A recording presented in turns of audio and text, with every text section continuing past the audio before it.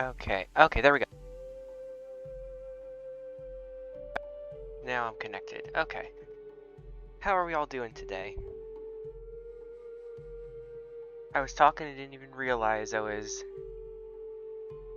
wasn't speaking technically.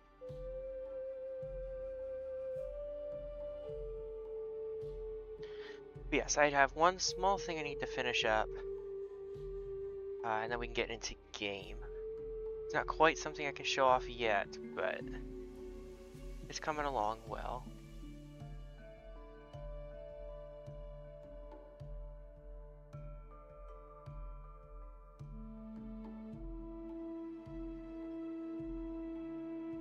But how is everybody's day? How's your week been? Anything special going on? I'm sure all the math nerds out there are excited for tomorrow. Tomorrow's Pi Day.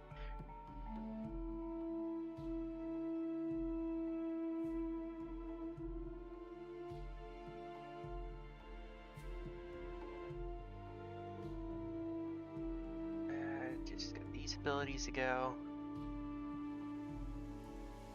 Who do we have in chat? Easy's here. Angfan, I saw a Peru playing a couple days ago, don't know who it was, and it didn't get me. I was on the server a couple days ago playing, or maybe yesterday, I can't remember. Glad it's Friday, same. Friday's the best day.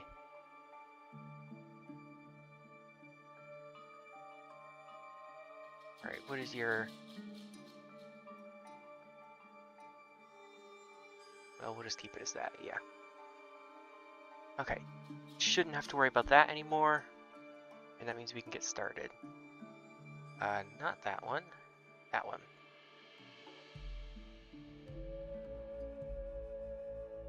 Let this open up and then I'll share my screen.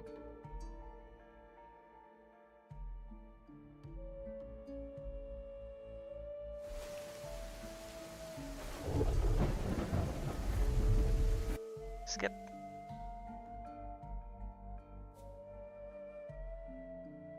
Smaugsy.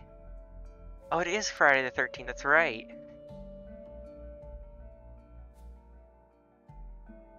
Last Friday the 13th we had COVID started. Let's hope this one doesn't do the same.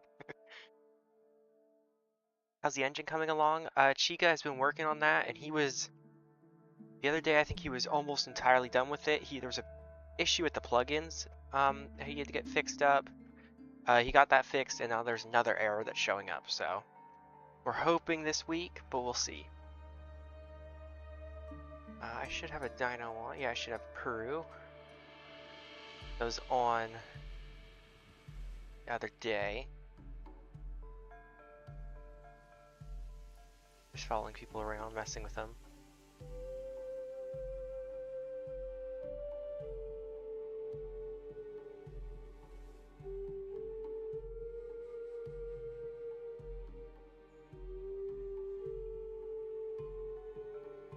Last month was also a Friday the 13th.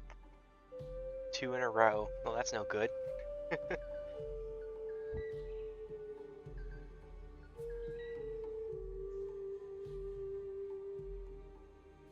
I'm not sure what we're going to be doing today. I'm hoping some more people hop on, which if you are a Patreon supporter, you can hop on right now. The server should be up for everybody.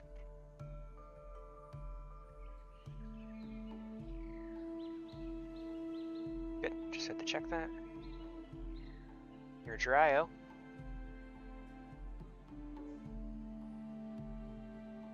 When is a new update coming out?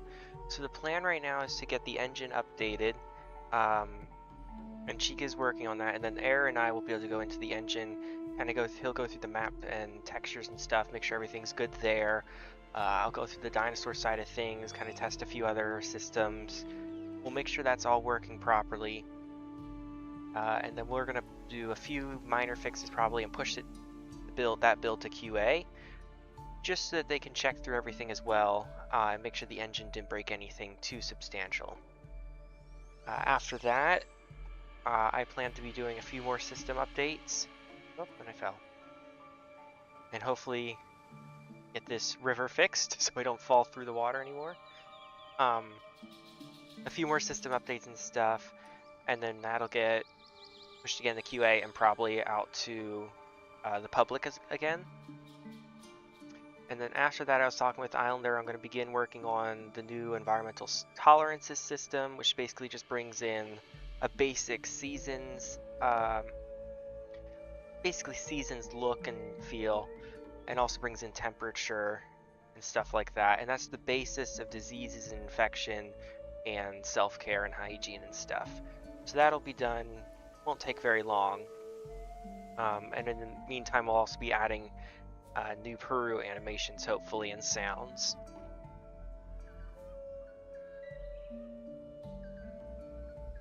Should I get on? Definitely.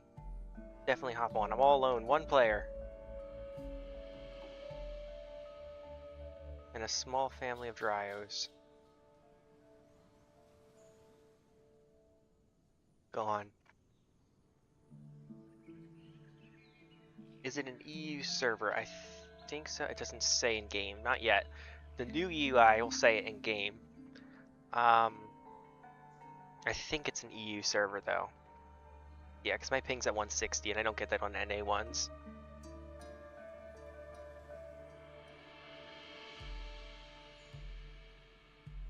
Will there be info in the tab onto which season it is? Yes, so there's a weather section on the new UI. That'll say the current weather, temperature, and the season will probably be in there as well. Will Peru be in the update? Possibly. It depends on how many animations it gets finished with. So right now it only has its bite and swim and walk. And it has no way to eat. It has a way to technically get water because... Oh yeah, I have a broken leg. Technically has a way to get water. Now that water will go up very slowly while you're in the water, but there's no way for it to eat, so you could never survive as it.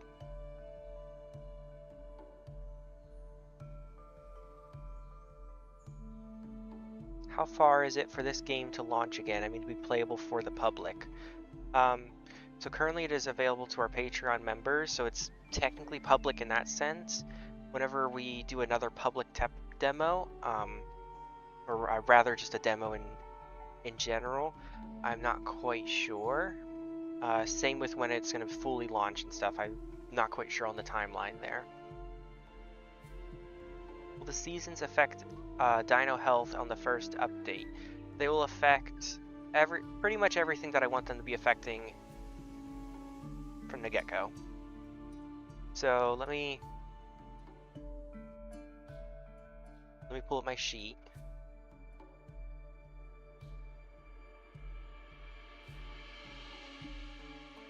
Environmental tolerances, okay. So in general, and this is in general and how it'll go, based on the area you're in, and there'll be, I think, 7 or 8 different temperature zones that are ranging from, have a range of about 50 degrees, I want to say. And your dinosaur at the start of it will be able to withstand about 40 degrees. I think it's 45 to 85, yes. And that can build a tolerance in either the cold area or the hotter area. So if you're in, say, the snowy mountains where it's colder, over time you'll build a colder resistance, so then your range of temperature will go from, say, 45 to 85 to 25 to 65. You'll always have that 40 range. What else? Caves are always going to be the same temperature, and water is always going to be a little bit cooler or warmer depending on the area. Mud will help with resistance to heat. Oh, and resting in the sun will increase your body temperature. A couple small things like that will be added as well in time, but for the most part, all those kind of basic environmental tolerance functions relating to temperature will be in there. So the answer to your question, TZ, yes. Will there be NA servers on these demos slash launch? Will they be available beforehand for early backers? There were NA servers before, however they were removed since we don't have a very high population at the moment. It'd be pointless to have multiple servers when we only have a dozen people on at a time. But once the population of the game rises and more people are consistently on, we definitely will be having more servers. I'm somebody who lives in North America, so I'll be fighting for an NA server. Granted, the ping really isn't that bad. I know it says 200 over there, but you don't really feel it that much in game, even during combat, which is surprising, but I'm not gonna complain.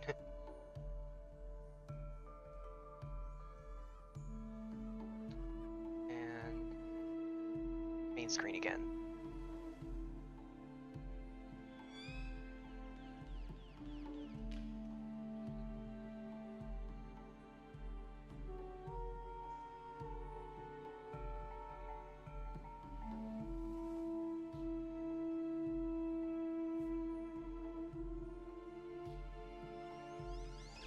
Sorry, I was just answering a message.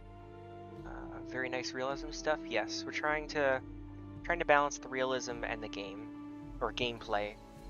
Because I mean, it's good to have a strong realism sense, but in the end of the day, this is a game, so it can't be super realistic. Otherwise, this Peru here would be taking down quite a few species that it won't be able to, or at least that can go head to head with it, like Spino. What did you think about my sliding suggestion? I don't think I saw it unless it was on the Discord. On the Discord, I respond to a couple I read through every suggestion. I'll start with that, and I respond to a couple that either have a planned feature, or if they're really intriguing, I'll respond and say that I like it, or I'll put a thinking raptor emoji. I'll react to that. But I do not respond to all of them because there's so many, and it just would be too much. But I know some species will have like a sliding drift mechanic.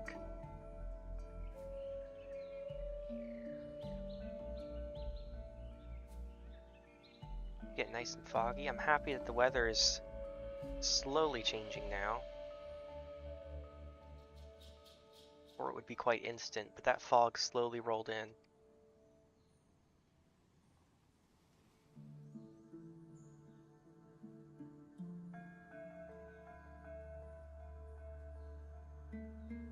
It was in the Discord. I'll have to re-look through then. As long as it's not too far away. If it was in the past like 10 suggestions, I'll be able to see it again pretty easily.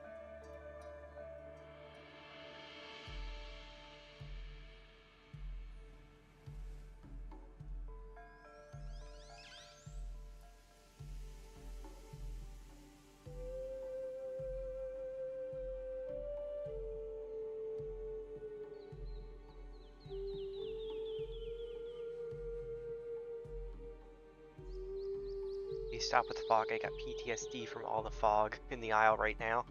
I mean, luckily fog is not super often. I think the most often, well, it also depends on the seasons. That'll also come with seasons, just different weather patterns and temperatures. So what would be described as winter will be very cold and dry. So you'll have a lot of... Will it be cold and dry? I can't remember. I think it's going to be cold and dry. You'll have like it'll be mostly sunny, partly cloudy, and that kind of stuff. But then in the summer, it'll be humid and hot and stuff, so you have a lot more fog and rain and that kind of stuff.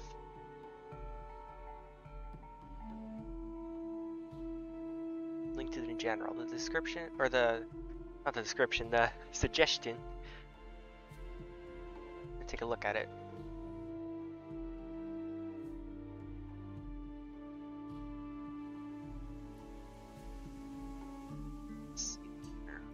Add sliding like in the aisle, so if you hold sprint and A and D, turn your camera in a direction where you want to slide, and you do a little slide, it would make the movement in combat feel more alive. I think there's some plans for that. So that would, but it's not a high priority thing at the moment. Did you see my Kendra suggestion? I probably just saw that one as well. And we're not really looking to add any more species to the roster at the moment.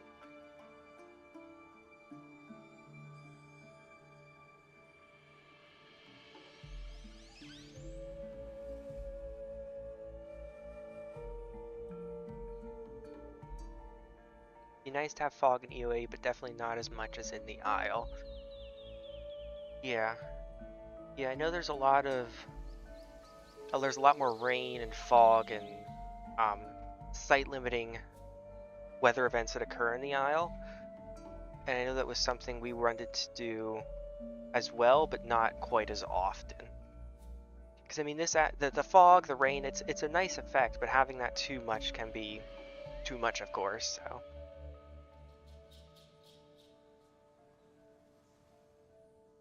Will the swamp look green in the future? That would be an air question, which hopefully he'll be streaming soon as well once he gets the engine. We had talked about doing a co-stream as well, so you have to look out for that. Let me head over to the swamp actually. That gives me somewhere to go besides just wandering aimlessly, because I kind of forget how it is as of current. There is a mangrove swamp that doesn't really work. The water doesn't actually exist, and it's very far because you have to travel across the ocean to get to it. I think the ocean's going to get filled in a little bit with some sand or something, so you can more easily get to there.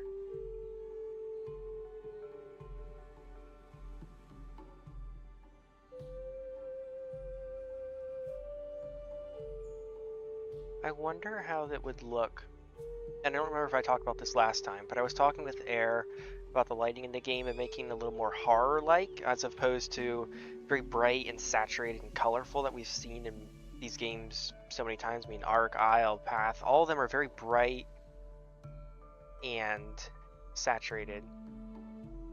But I'm wondering if we make Argus a little more pale and desaturated, a little more like a horror game's supposed to be, it might help bring out that horror feel. But it's purely going to be for testing though. It's not a guarantee. But the reason I was saying is I was wondering if a distant fog might help with that.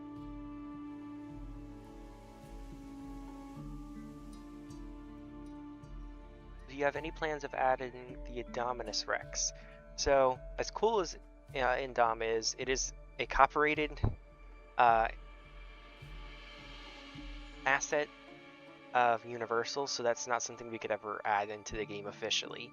And even unofficially, we probably couldn't add it in. I think I mentioned this a couple times. On Ark, they used to have Indominus Rex, and they had to change its features and name to Domination Rex or something, because Universal had copyright claims or something like that. And I know if I shrink, I can get out of here. Haha.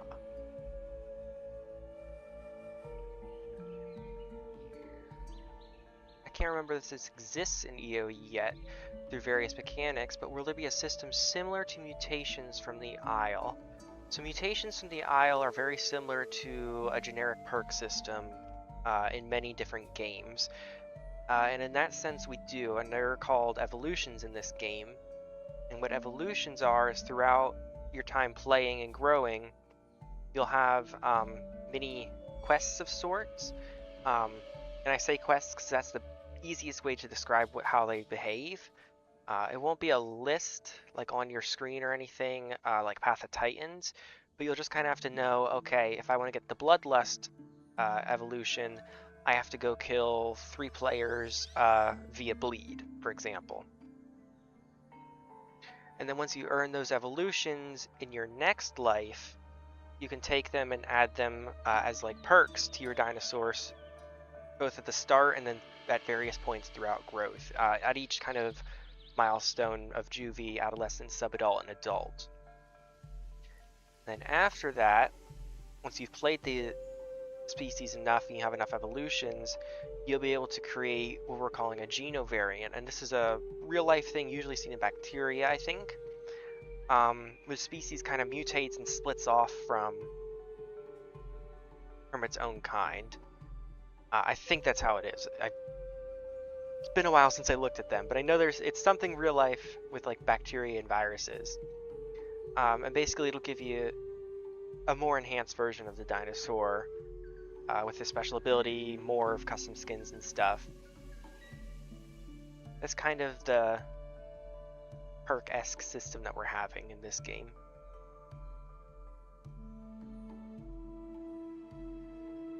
I think weather events turning the game to horror feel would be cool. Think like Ark Raiders almost. Yeah, I think it would be cool if we had a little bit more of that horror feel, definitely.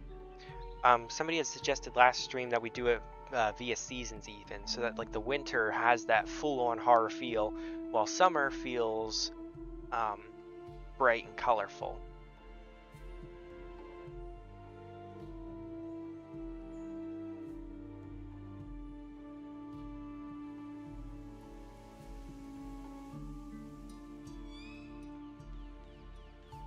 I remember someone saying that day could be more childish and night more horror-like or something like that. Yeah, I think it was the seasons rather than day and night, because day and night would be too much of a quick change, I think.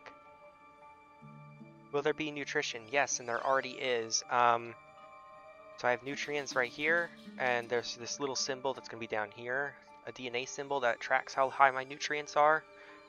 Our nutrient system works very similar to the way you expect. If you eat good food, you'll have higher nutrients. If you eat food that your dinosaur would eat, you'll gain higher nutrients. And if you eat special foods, again, you gain more nutrients. Now that is for the herbivore sides of things, I should specify. For carnivores, well, like I said, it's similar with carnivores. Herbivores, they kind of know what they have to eat. You know, they'll kind of go after horsetails if you're if you're a Tyrannosaurus, or if you're a Diplodocus, you might go after a tree. But carnivores, they'll eat organs for a lot of nutrients, but they'll also have to look for healthy prey and eat those to gain more nutrients. So depending on how healthy your prey is, you'll gain more nutrients as a carnivore. When you earn the geno variant, can you spawn as one at any time, or is it only happens when all stars line up? Anytime. So I think it was going to be something like playing the game long enough and collecting quote-unquote enough DNA points, you'll be able to kind of transcend and mutate and gain those perks. And I think what we're going to go for is like, and this is just random numbers I'm going to come out with, but if you have enough of those evolutions and you've played the dinosaur to full grown 5 times, you get enough DNA points to grow a geno variant. And then any time after that, it'll be maybe half those, so maybe only 2 or 3 times you have to play to get it. And that's just to keep the geno variants a little rare, but also make it not overly difficult to obtain consistently. It'd be nice if you implemented water physics. Yes, that fixing up the foliage physics and doing stuff with snow is on our list of things to do. I think the water physics is just a couple little things that need switched around and added. Again, it's always kind of put back on the back burner because it's a small detail that really doesn't add too much overall. You know, like, would you rather spend time adding water physics or implementing, I don't know, crafting or building, since crafting's already in, you know, building for the tribals, or a new mechanic for the dinosaurs. It all comes down to what's a priority.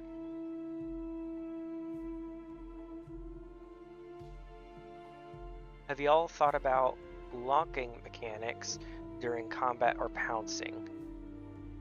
Well, I'm not quite sure what you mean by locking mechanics. So the way our pouncing, I can explain how our pouncing works. So it's kind of as you might expect. You know, you have your Utah Raptor, it pounces on something depending on how much it weighs. You know, it'll pin it, or it'll be pounced onto its side, and you'll tear around at it. And then from there is kind of where it changes, and you'll have to play a mini game of sorts to deal damage, lower the stamina of your prey, but your prey will be able to do the same thing. So if you're a Utah raptor latching onto an Tyrannosaurus, while you're doing your little mini game to deal damage, it's also going to be doing a mini game to kind of buck you off and fight back. And that's the same with pinning, pouncing, all the grabbing, all of that stuff. So it gives you a chance to escape if you're grabbed, pinned, or anything.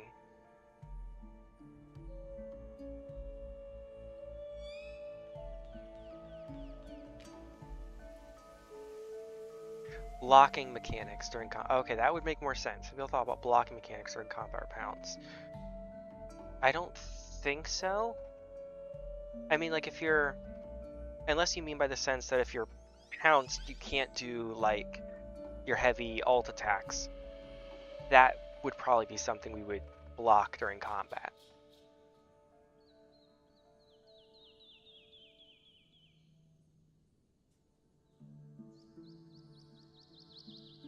Waiting, there he goes. I was waiting for him to blink. Ah, 2 full-grown trikes are locking horns or packy heads while fighting. I was just talking with Islander about this, actually. I suggested a different kind of mechanic for that, but eventually we kind of decided just to keep it between like species and a few rare instances. So species that can spar with each other, you know, ceratopsians, packy, they'll be able to spar with each other in that kind of locked horns combat. And then a few different species, you know, maybe a rivalry between Shrike and Rex will have special animations in combat for those two specifically fighting each other. How dynamic that looks is going to be dependent on how well we can make it look. I think for the time being we're going to stick to just like species. So you won't be seeing a Utah raptor sparring with a Pachycephalosaurus, for example, or a Pachy and a Trike. You know, it'll just be Trike on Trike, Pachy on Pachy. Oh, one moment.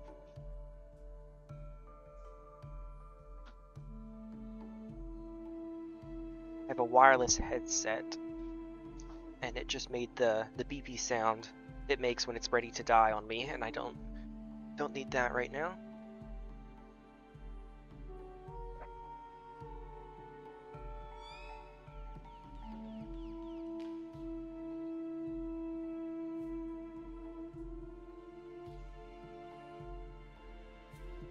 And we're back. Okay. How does the pin mechanic work with more than one raptor pinning? I'm thinking because I've not fully thought about that, but I think I kind of, let me check my notes actually real quick. Let me check my notes on pinning just to make sure.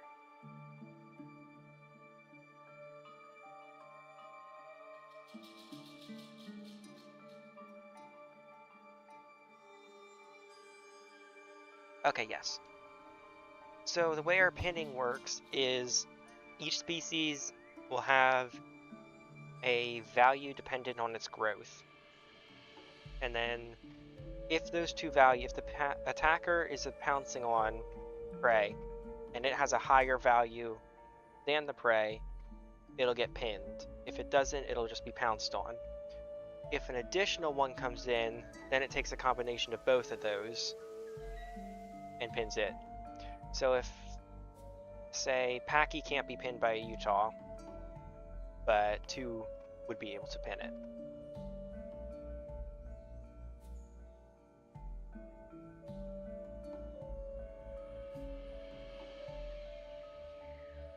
Rock's looking a little thin. Am I still headed to the swamp, I wonder?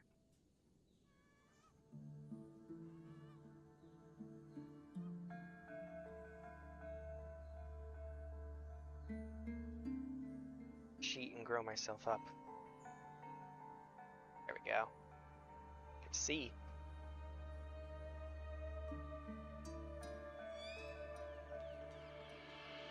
Wait, we can play Peru now. Not right now, no. It's only available for developers. I only have one question, but it's off topic. Scripting / coding a hard thing to learn and do. Help me decide my career path. I can speak on behalf of the Unreal Engine coding side because there's a ton of different scripts you can learn. You know, Python, C++, Java. There's a ton of different coding scripts you can learn. C++ is a little daunting at first, as well as Unreal Engine. It's a lot to just jump right into, and especially with the systems that a lot of people use, like gas and well, I guess just gas. Well, there's a few others, but learning all that at once is a lot. So I would definitely specialize into one kind of group and then work your way out. I'd also suggest you look into, if you're looking into game development and stuff inside Unreal, look into learning C++ and learning Unreal's C++ systems, blueprint systems, and its gas system and everything. There are hundreds of YouTube tutorials out there you can do. There are various courses you can take that'll help you out. Myself, I started out kind of just messing around in Engine, which I think is really beneficial for people, just to kind of learn a couple things on your own, kind of learn your way around. Go to YouTube then, kind of follow some tutorials to learn some stuff, and then of course take some courses for a little bit more in-depth experience with the C++ and those harder mechanics and systems like gas. And gas is the gameplay ability system, which is the basis for several games that use Unreal Engine. It's a very, very useful, albeit very large and difficult to understand system at times, but it's very useful. But it's very rewarding at the same time. You know, I feel myself smiling and grinning every time I add new animations and stuff, or work on code mechanics and it works. And then but at the same time, the Funko Pops that sit in my room have heard me say many various things that no Funko Pop should hear, and I've gotten very frustrated with the code as well at times, so it's a double-edged sword, but I definitely would recommend it to you if you're interested in it. At least try it. You know, open the engine, do a few YouTube tutorials and see if you enjoy it or not. That was a long tangent. I gotta scroll up a little. Okay, it'd be nice in the future to see human models and animations improved upon to the same level as the dinosaurs. I also hope the game doesn't end up becoming too similar to Ark. Ark is definitely one of the inspiration paths. With this game, I don't think it'll be super similar to Ark, though. I mean, it'll share the same aspects just as all various games in the same genre do, but, you know, it's not going to be Ark 2.0. As for the animations, as far as I know, a lot of those animations were marketplace assets, placeholders, that kind of stuff. They're not made by any of the animators, I don't think. Maybe a few of them might be, but I can't quite remember entirely. No, I think a few are. It depends on the animation. It depends on the animation and type. But I also am not entirely 100% certain, actually, I should say, because I don't work with the tribals. I work on the dinosaurs.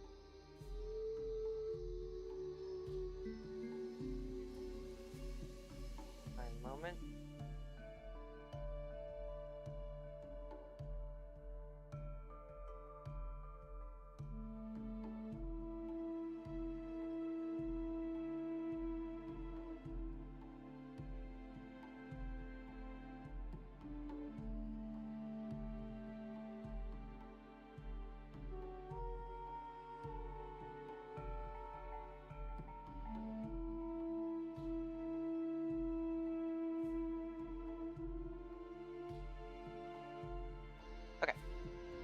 Sorry for that.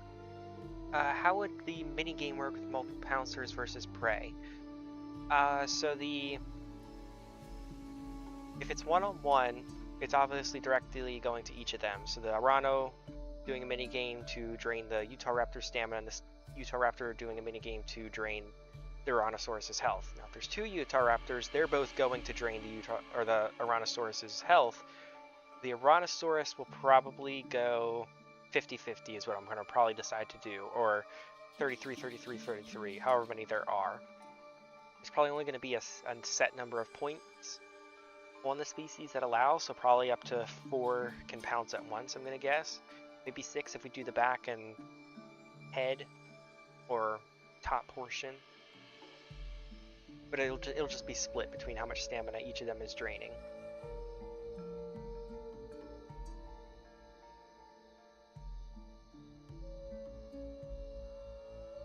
And that next question about the example, it would drain both of them, as I just answered, yeah.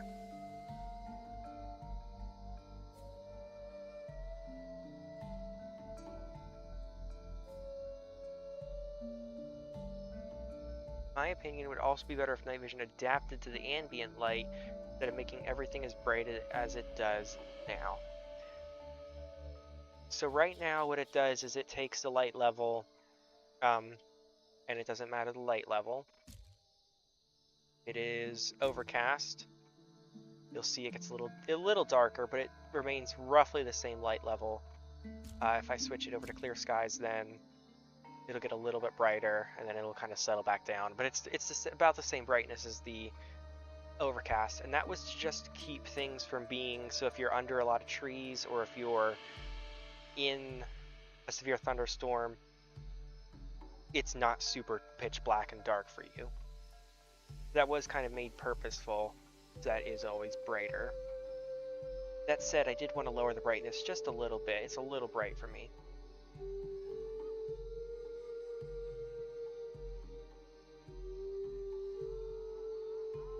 Take as much time as you need on the development of Peru. Quality does take time. Take as much time as you need. I appreciate that, and yes, quality does take time. And we're going to be doing this stuff as quickly as we can do it, but without pushing ourselves to a breaking point, or without losing any quality. Because yeah, I'm very pleased with how everything's looking. Animations, sounds, the models, it's all looking fantastic, and I wouldn't want it to be any less.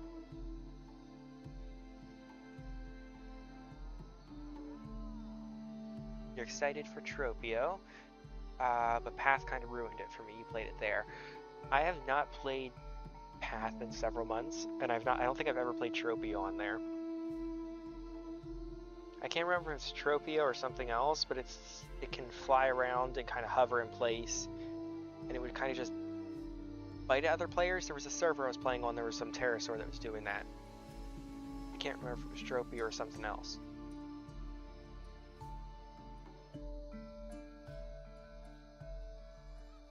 I need to... Where is that map?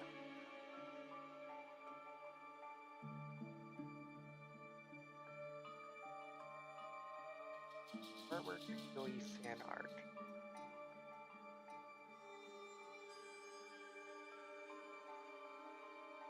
Somebody just posted a map. Should have saved it.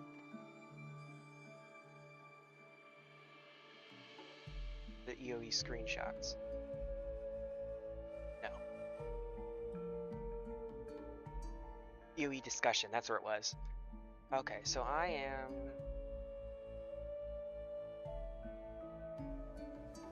at the Temple Lake? Maybe? Oh, because there's no temple. I'm with where this pillar thing is.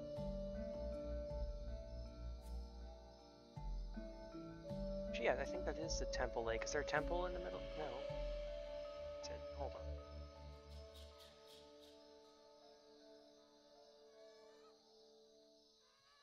Where's Smougsy when I need her?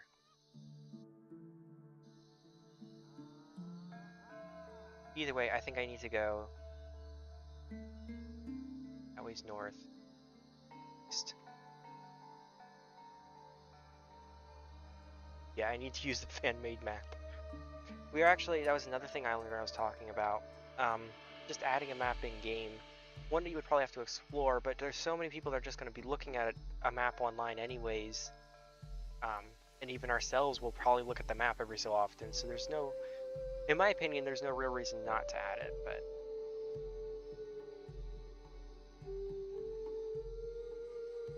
I would assume the weight difference affects the mini-game outcome. Yes, weight, stamina, oxygen. Those are the 3 that'll be affecting everything. I still have not fully finalized it, but based on how much oxygen and stamina you have, and weight, will affect kind of how fast a bar moves across your screen, and depending on how much stamina, oxygen, weight your opponent has, will affect how big the box that you're kind of supposed to click on, if any of that makes sense. You guys have any idea of how dino breeding will work? Do you have 2 evolved dinos give their genome to the young? It will be similar to the other games in the genre, where you'll kind of inherit maybe a different skin or a skin pattern from your parents and colors between both of them, but there will be no kind of mutations or anything like that between them, I don't believe.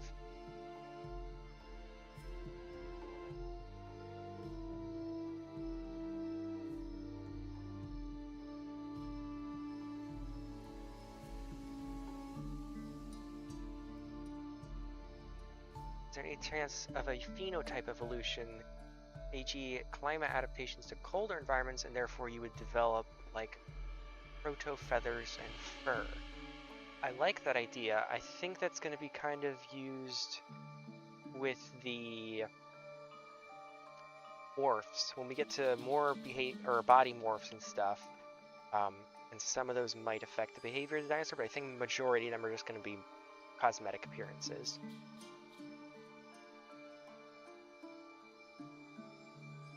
I know it sounds funny, it would be cool to see humans start out young and then grow old like dinosaurs. That would be obvious, or awesome, obviously not too old. While cool, yes, legally that we can run into problems. You have to be very careful with children and people under the age of 18 within video games. So we've just opted to keep them above 18. So everybody's an adult in this game. An actually funny thing about that. Oh, can I share that?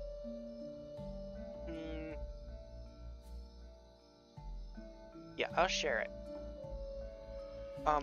Small possible Resident Evil 9 Requiem spoilers ahead, so mute yourself if you don't want to hear this. But usually the game will tell you you are dead if you get killed.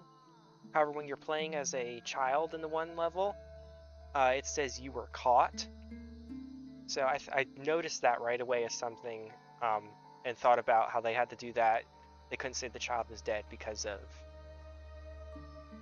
those laws and stuff, most likely. Not that anybody can hear me if they muted, but you can unmute now.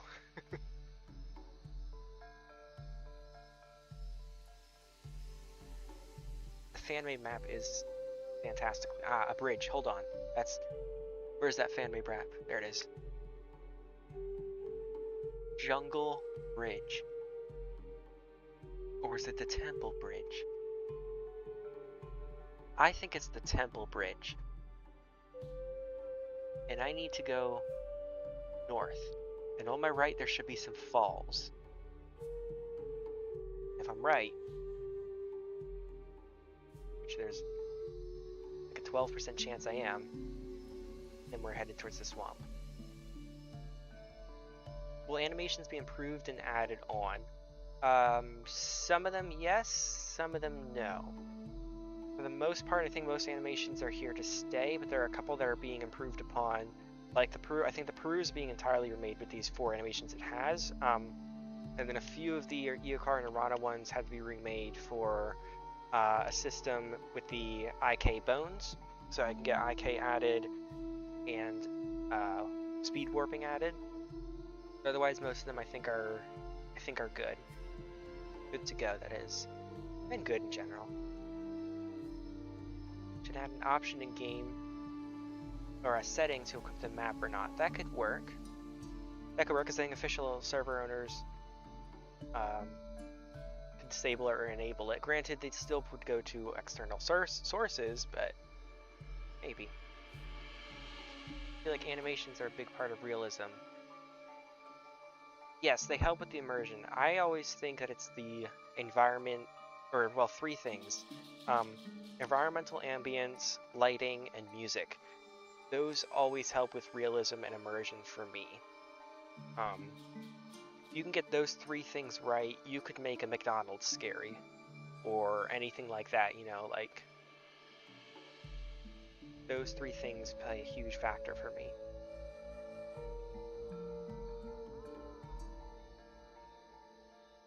Will dinosaurs or humans have scars from their past fights over their lives? Yes.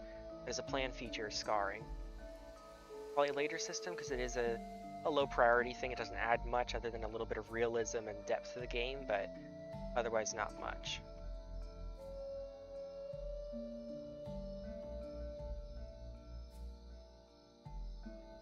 It would be nice if dinosaurs were affected by cold and heat, and occasionally had to move to warmer or cooler areas depending on the temperature. That'll be the next mechanic being added, actually, environmental tolerances. So if you, it's very similar to how you said it. So if you spawn in the jungle here, you'll be kind of in like a temperate zone, but if you were to move to the desert, that's a very hot zone, so you'll get some debuffs until you're adapted to that area. And if you were to move straight away to the snowy mountains, you would probably get yourself killed or very injured and sickly, just because of that vast temperature difference.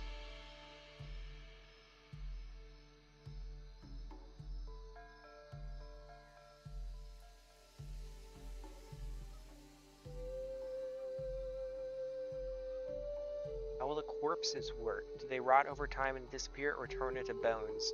They rot for about 30 minutes, I want to say, and then they'll turn into bones. Those bones can be eaten by some species.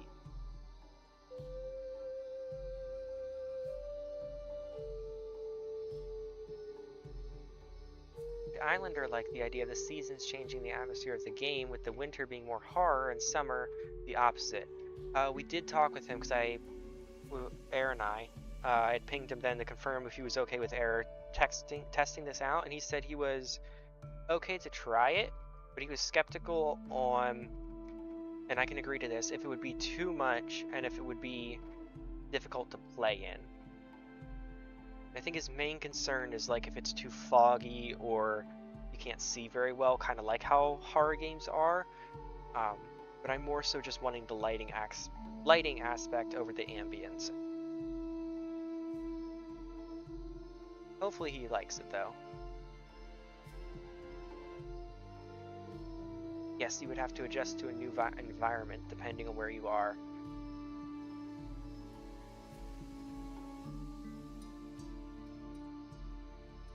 Do scars appear when the player is close to dead? Visual indicator of opponent's health. There'll be some flesh wounds and stuff that'll appear as you're being damaged. The scarring will probably only occur if you take a lot of damage at once, or if you do get near death. I'd be more inclined to just have it from a lot of damage at once. So if you were to get bit by a Rex and survived, that would kind of leave a scar. But if a Dryosaurus came up and, you know, smacked you with its tail, that wouldn't leave anything.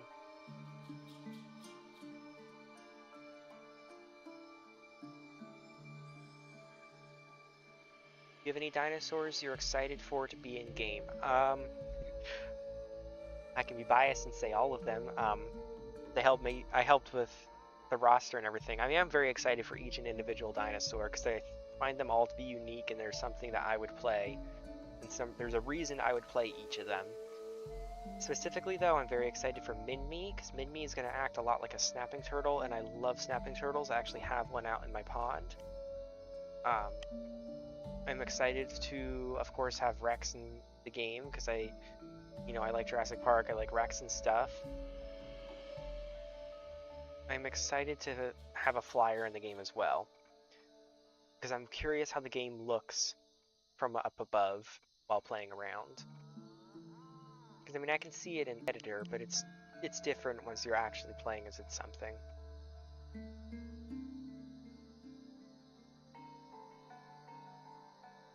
Are you adding grabbable pieces of meat like in the aisle? Like if you were to grab it, if you hit, I think in the aisle you hit G and that grabs a chunk of meat. Yes, and that's already in the game technically. I think it's a little bugged right now though.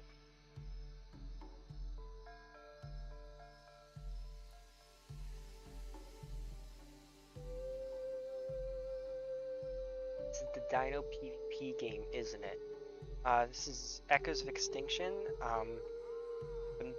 Definitely has some focus on PvP, but not full on PvP. It's a dinosaur and tribal humans survival game. Definitely has a mixture, hopeful mixture of that horror, but definitely with the survival and a bit of combat mixed in. Well, majority mixed together.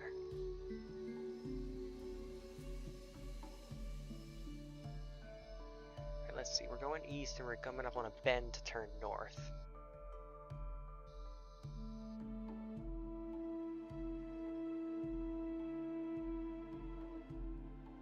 Which means there should be,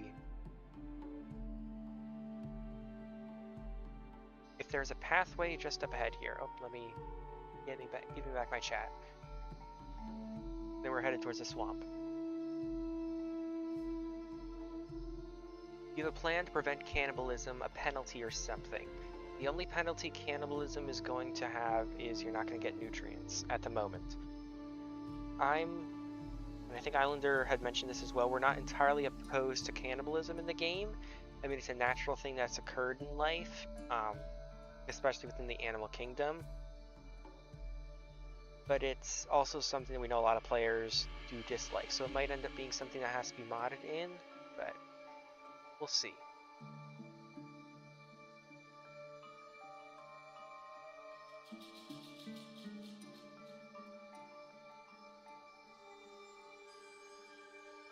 We will skin dinos and wear the skin for clothing.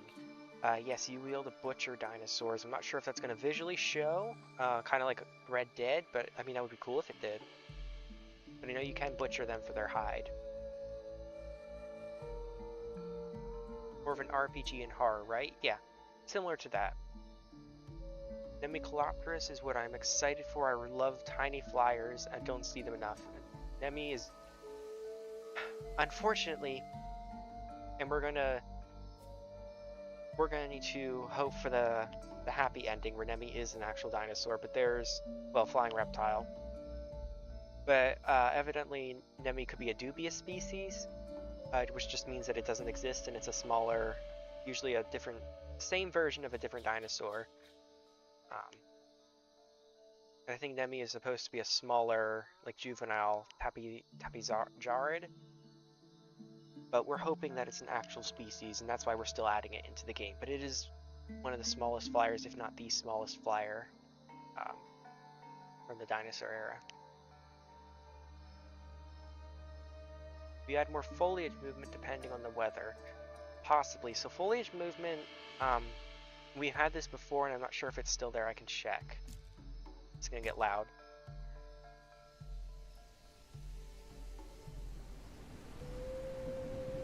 No, it doesn't look like it. So foliage movement uses something called world position offset. And that gets very heavy very quickly. So we're not using it too much for that when we don't have to. Mainly because it also invalidates shadows, I believe Air said, which causes issues.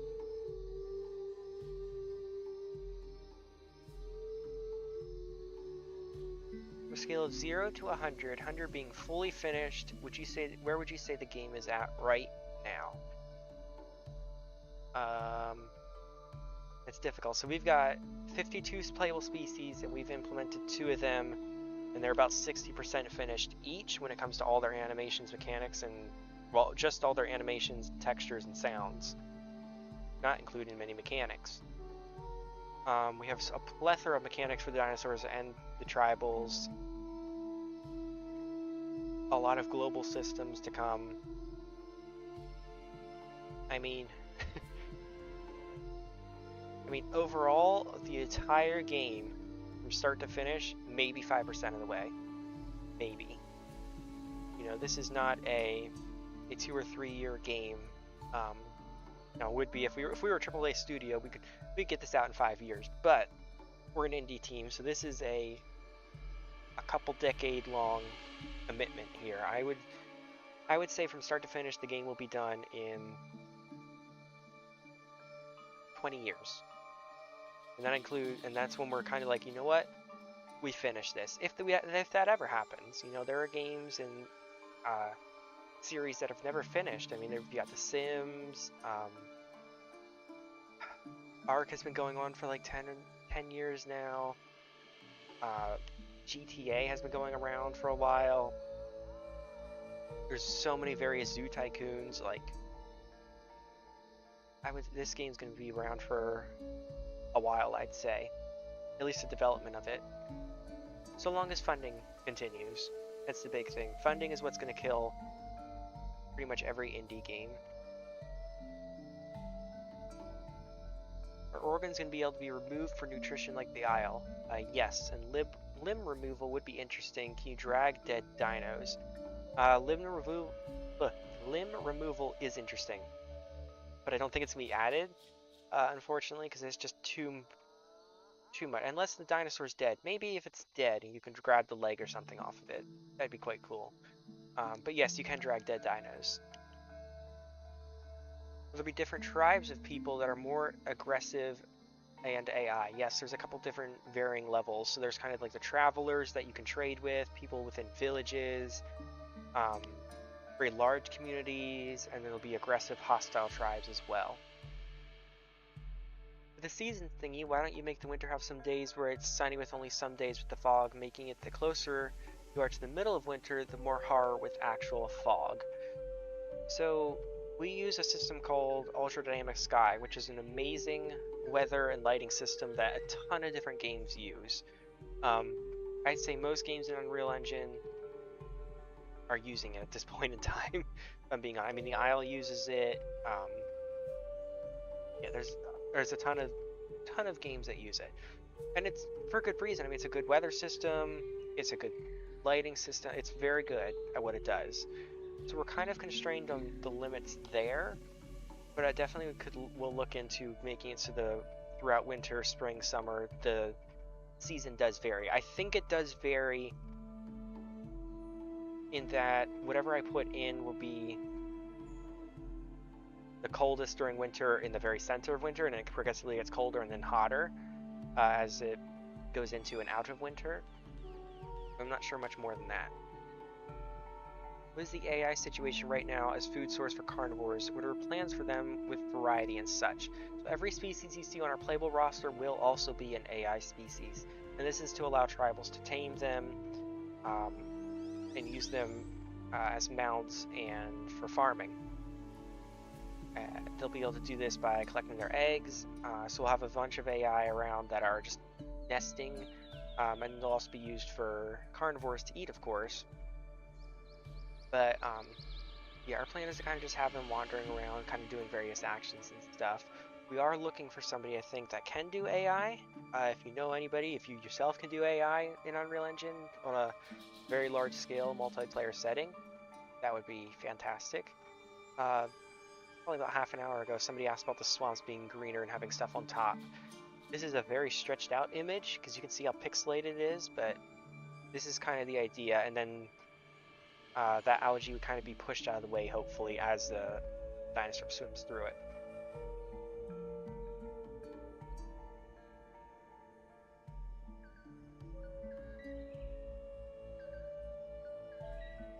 I know it's a question developers hate, but the next update for the tech demo comes soon.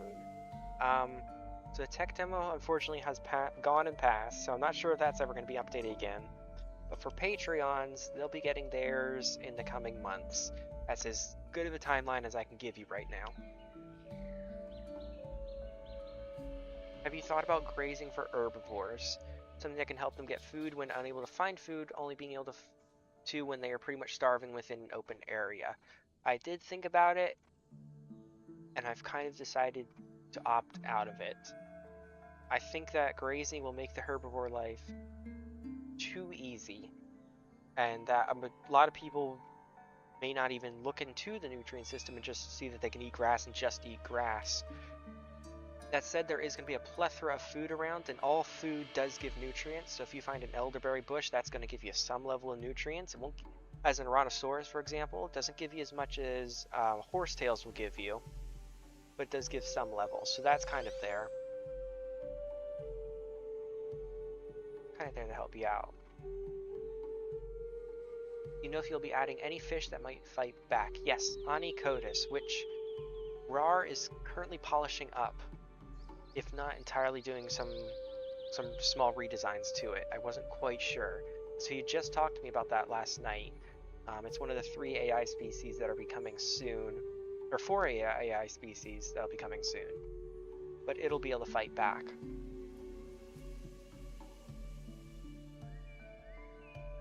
Did Rar start Nemicolopterids? Possibly. Possibly.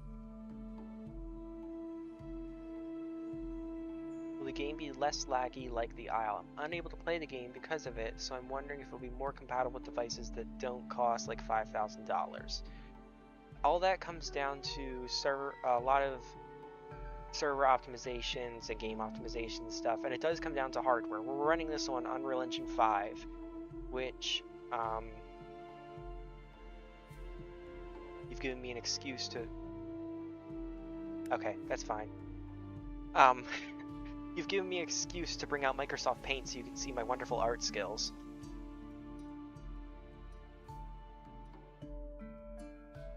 Main screen, okay. And hold on. There we go, that's nicer. So, let me draw a little table here. And this has to be straight, or else crazy. Whatever. So, yeah, keep that in red. The red we're gonna make here. Do a little square. Where's my pencil? There it is. Got red, and we'll do blue. And in red here we'll have UE4.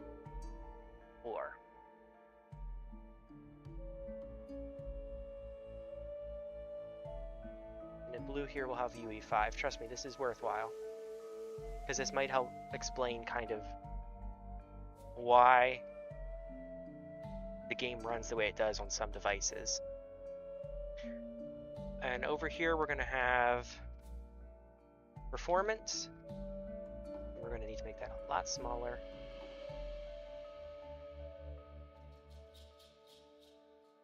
That's fine. And over here we're going to have hardware. So the higher this goes, the more performance you get. The higher this goes, the better your hardware needs to be. So how Unreal 4 works is kind of like this. The better your hardware is, the better performance is flat out. And notice where it's starting. It's starting way down here. Under this line here. Now with UE5, the way it works is, how do I draw this accurately? I think I made my line too big actually, okay. We'll only go up to there. Unreal 5 starts, no. We'll do that. Unreal 5 starts up here, so a lot of hardware, good performance. And then it'll cross right about here, and then it goes down quite a bit. So the lower your hardware is, the better performance would be on Unreal 4 versus Unreal 5.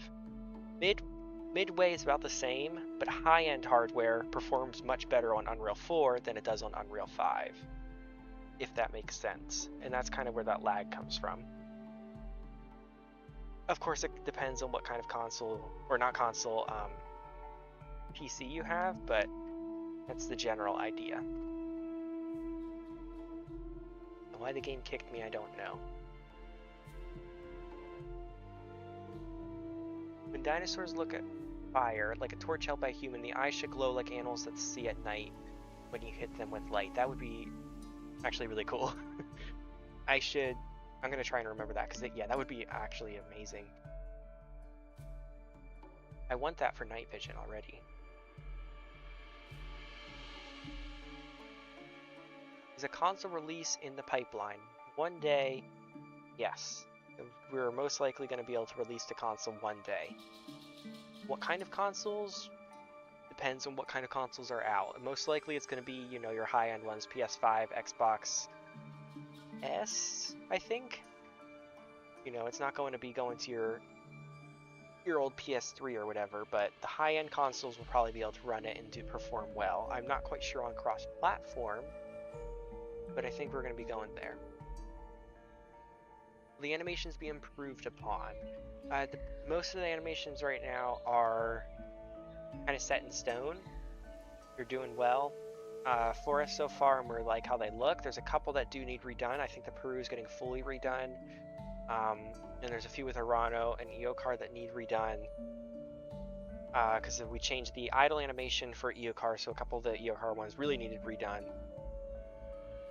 But they also needed to be updated to work with the IK systems and stride warping.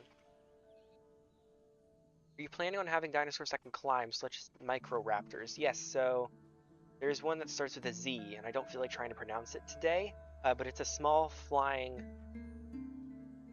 velociraptor, basically.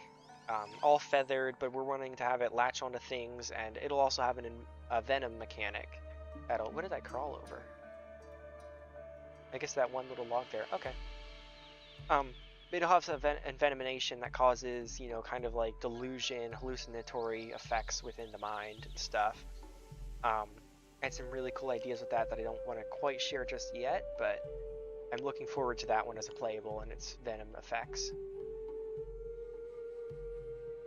Does it have sound yet? Brew, no, but, well, hold on. Hold on. It does. Technically, it's just not in game.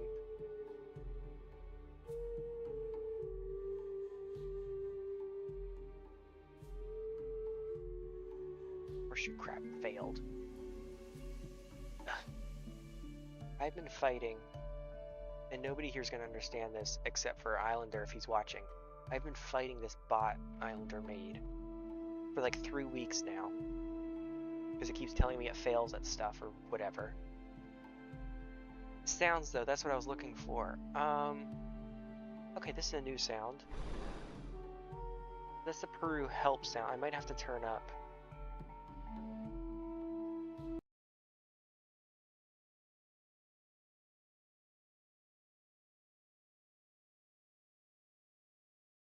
Hidden screen so that way I can look at both of those.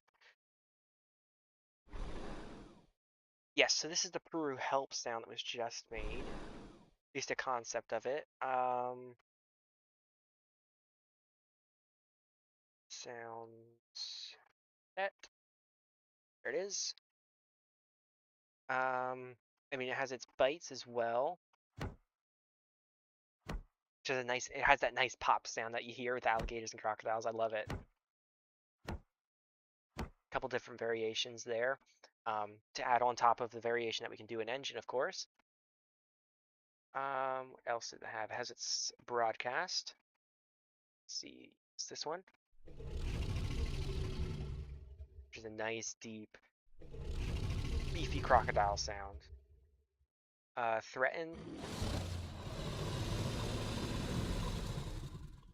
Nice, long, drawn out. Again, very similar to the broadcast, but a lot angrier. If you listen closely, like a half a second in, you can hear a pop sound as well. I think it'll be shutting its jaw at that point. Right there, yeah. Might sound better in this version. Oh yeah, sounds different.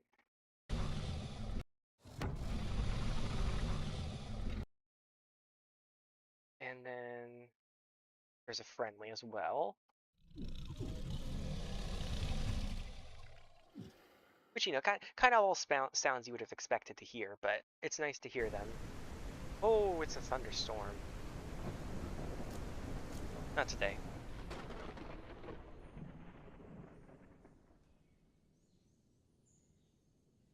Jacob Boylan, thank you very much for becoming a member of the channel. Enjoy your time here. Will the Giga be in the game later? Yes, Giganotosaurus is planned. Unless you make Gigantoraptor. Also planned, though.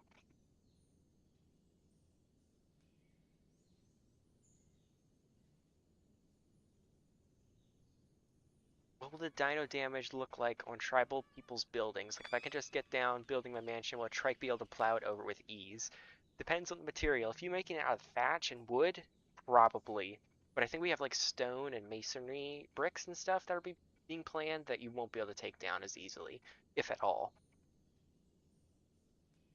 Also, I haven't checked the Steam page to see if it has it, but is there an estimate of when the game will come out of early access? I think it still is, but I need to check. It is still in early access. That estimate is not public knowledge at the moment. We have a pretty good idea on when we want that to be, but it's not shared when we're going to go from early access to um, game released. We're going to keep improving upon it, kind of like how Minecraft is or GTA and that kind of thing.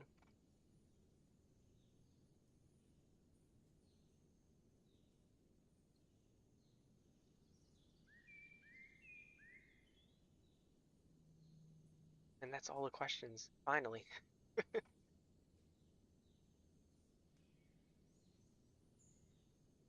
You guys asked me like some lengthier questions, I think. Just took more time. Awkward. Somebody had mentioned that actually, and I bet you'll notice it in other games. It's a circle with the shadows around the player, or the camera rather. Some weird quirky UE5 thing.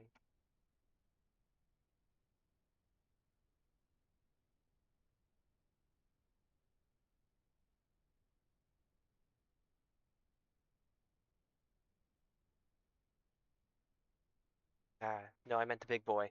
Yeah, big boy Giga. He'll be in.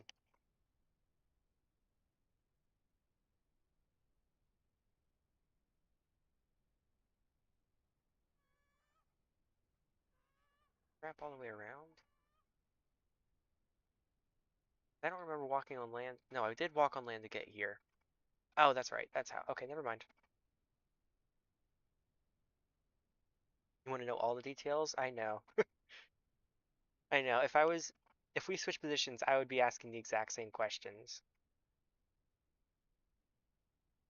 What is being worked on the most right now in development? Depends on the department. So in the modeling department, um, Hacky is about to be worked on. Tropio is currently being worked on, and a handful of AI species at the start, except for Semi-Notice. That one is fully AI and it's being getting a pass over right now. Onychodus, Nemiclopterus, and Coelophysis are getting a look over from RAR right now. And he's also working on Dracovenator artwork. That's kind of going on the. Oh, and there's also UI stuff being worked on with Kuga and Void and them. So that's kind of going on in the art and modeling department right now. I'm not quite sure what's going on with the animation side of things at the moment. I have not looked into that lately. With sounds, they're working on the Peru sounds currently. I know Soundrix had said that she had come up with some cool ideas for Draco that she was going to share then. Because it's always good to look ahead at stuff and keep your mind kind of working on a couple different things to keep things fresh so you don't get all stale on one thing. And then there's the programming side of things, which is very stagnant at the moment because we're upgrading our engine. So um, Chica is currently working on that, and Air, and I are kind of left out in the dust to kind of do our own thing right now. And Air's been working on a lot of plants and stuff, familiarizing himself with UE5, 5.7, and I've been doing the same, but also working on the dinosaur stats and the um, soon to be revealed thing once it's finished. How do you plan on doing growth times for dinosaurs? I hear people talk about wanting shorter growth times and others wanting longer growth times. Um, so here's your fun story about growth times.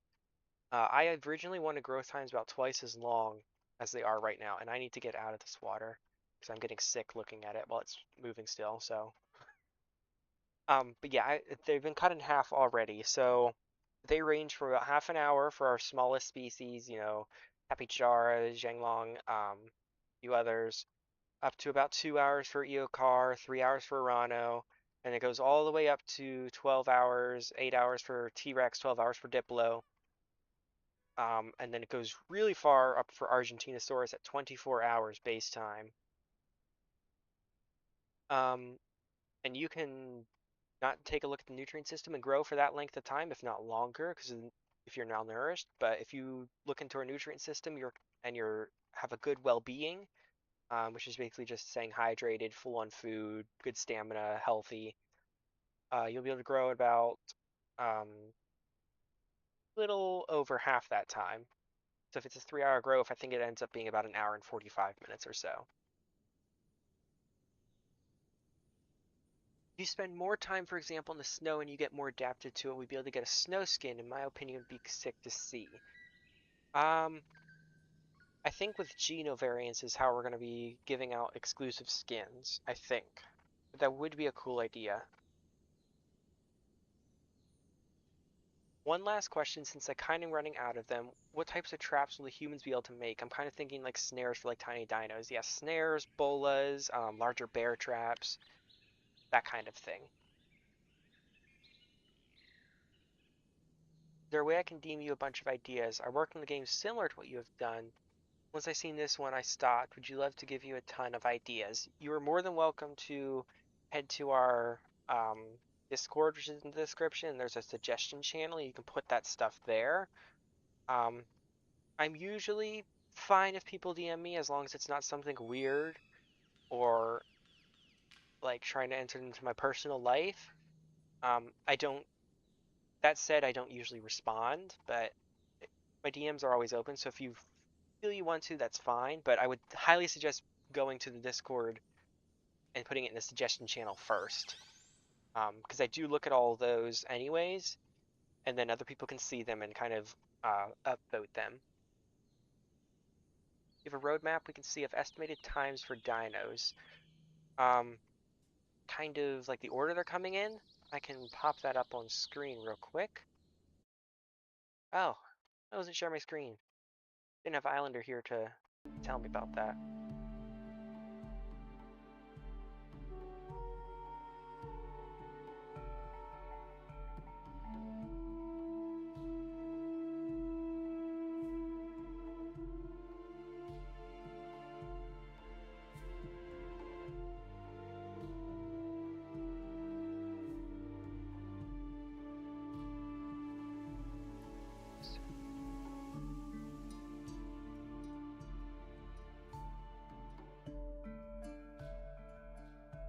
That's the order. The publicly released order, at least.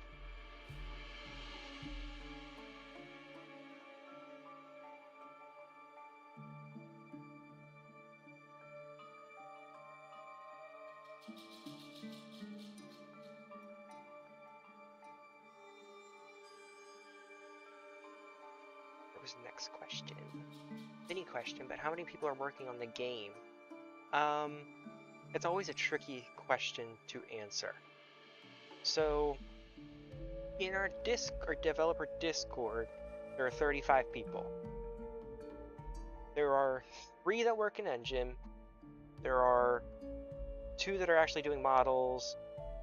There's a handful that do art and animations. A couple do music and stuff. So there's 35 that are quote unquote working on the game, but how many are actively working on stuff at this point in time is probably under 10.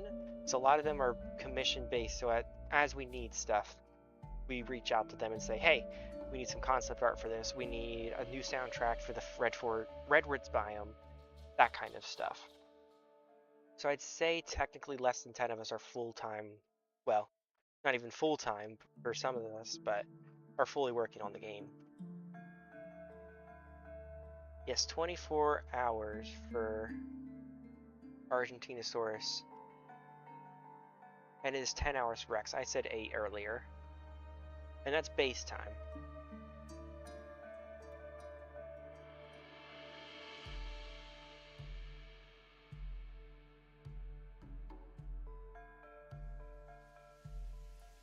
They're going to be non-dinosaur/reptile playables. By that, I basically mean mammals. There are no mammalian species on the roster. There's a possibility of a Cenozoic DLC in the future, but at the time, that's not something we're looking into.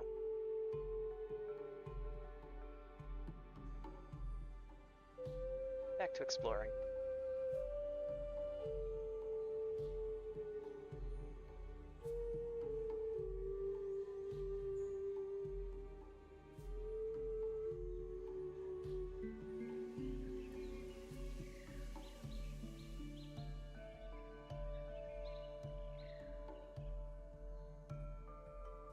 You'd be giving the community servers an option to make growth time longer and shorter. And for this, I'm going to reference Path, because I know Path of Titans offers a very...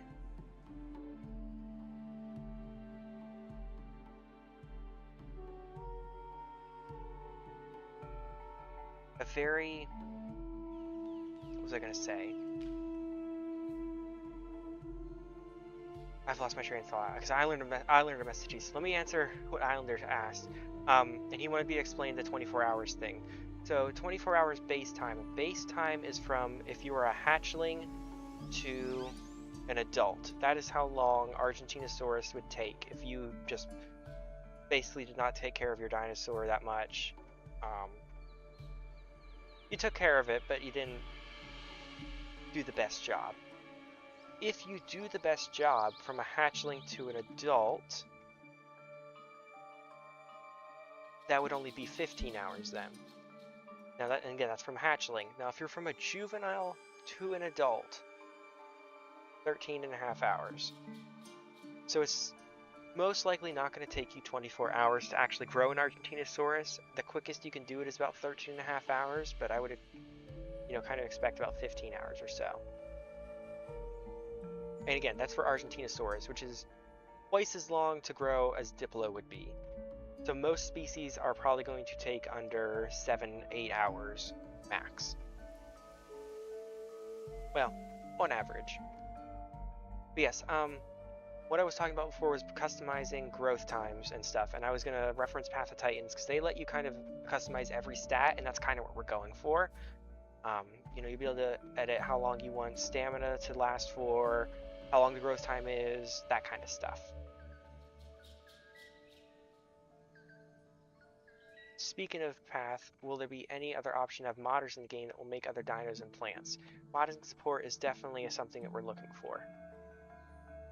Definitely something we're looking for to support. How works optimization? In the tech demo, the game was really lagging with the graphics. Optimization is a constant work in progress, and we're at the point now where we've done quite a bit, and any more that we're going to be doing is going to be taking a much longer. 80% of the work that we've done took about 20% of the time. This final 20% of optimization that we can do is going to take, 4 times longer just to get done or something. Random numbers, but just to kind of give into perspective that this last bit of optimization that we would do and continuing forward is going to take longer and longer and longer, because there's less and less you can squeeze out as we go. That said, the game, you do need to restart your game after you've joined and change your settings. The game does not always like it when you change a setting and then just start playing right away. You usually have to log out of the server and the game entirely and log back in. And we're working on changing that so that you can automatically have a restart, or it'll prompt you to restart and let you know about that.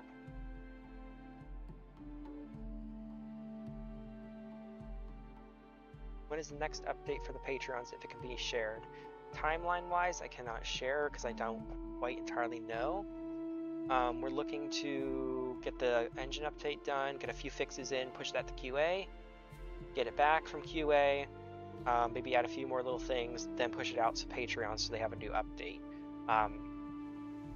Fingers crossed we have some new content to show with that, but it might just be some optimization and bug fixes that come just from the start because of how the engine update has been. Because that's always a lengthy process.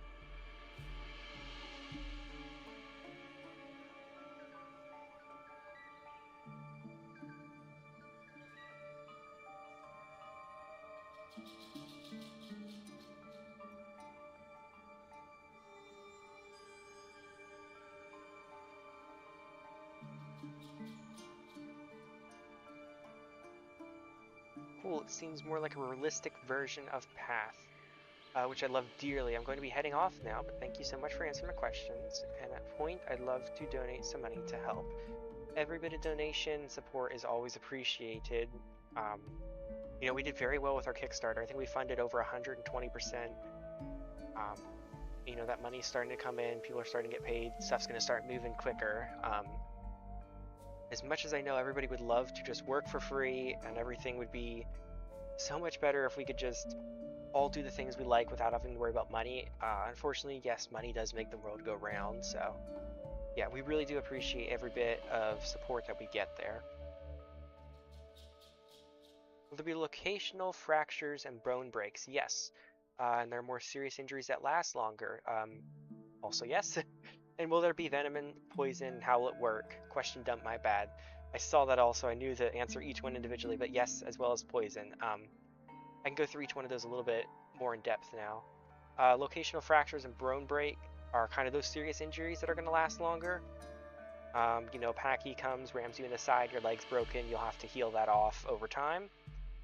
Resting and then sleeping is very useful for getting that to go quicker. Breaking your legs from a fall, same thing. Fracturing your head from an Enki swinging its tail at you, that could occur. All will just need to be healed over time. Venom and poison, there's very, very many. That's not the words I wanted to use. There's a lot of different poisons and venoms in the game. I want to say there's 4 or 5 different types, and they all work differently. Some of them cause hallucinations. Some of them cause you to lose stamina. Some of them cause you to have a short-term paralysis. Some of them, or one of them, causes your blood to start to thin, and you'll lose blood quicker and not be able to heal. So it all depends on the type of venom and the dinosaur that's inflicting it. What's down this way?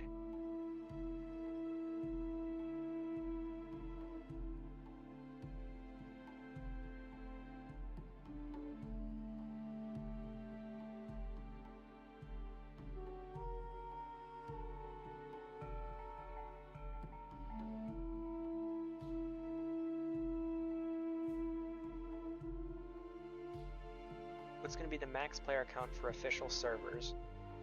Currently it is 50, I believe. But we're aiming for at least a minimum of 100. No, it's 75 right now. We're aiming for a minimum of 100, if not more. This is one of those areas that's still sloped. This is why we can't have sloped water. Well, that too, but the main part being, this is how your dinosaur ends up looking when it's swimming in sloped water.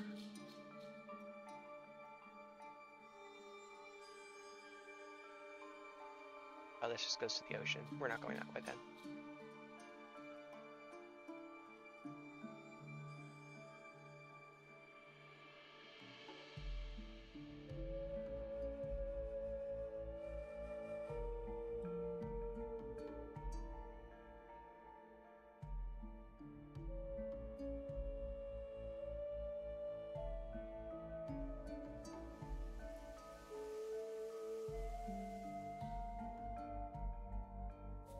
See, did the horseshoe crab fail again? Still going.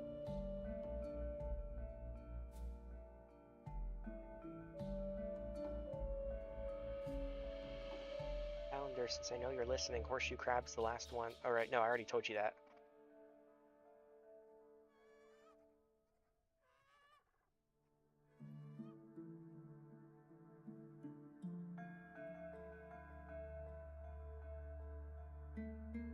I can't wait to get some new animations for this guy so I can actually try and survive as it. And I can't wait for the rivers to be fixed so I don't fall through them anymore.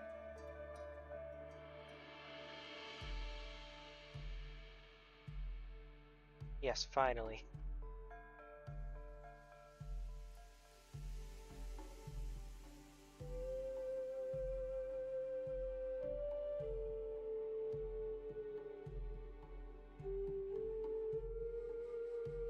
Yeah, new animations and for eating specifically. I really just need eating. because then I can try and survive as it, and I like resting as well. Once I have those, I'll be able to truly survive as it, playtest it, and see how all of its features and stuff feel, as I did with Eokar and Arano. As well, all the stats and stuff that I go through and balance look good on paper, and I'm happy with them. There's a good chance they're going to need to be tweaked once they get into the engine here and in-game. I had to do that several times with night vision, specifically healing times,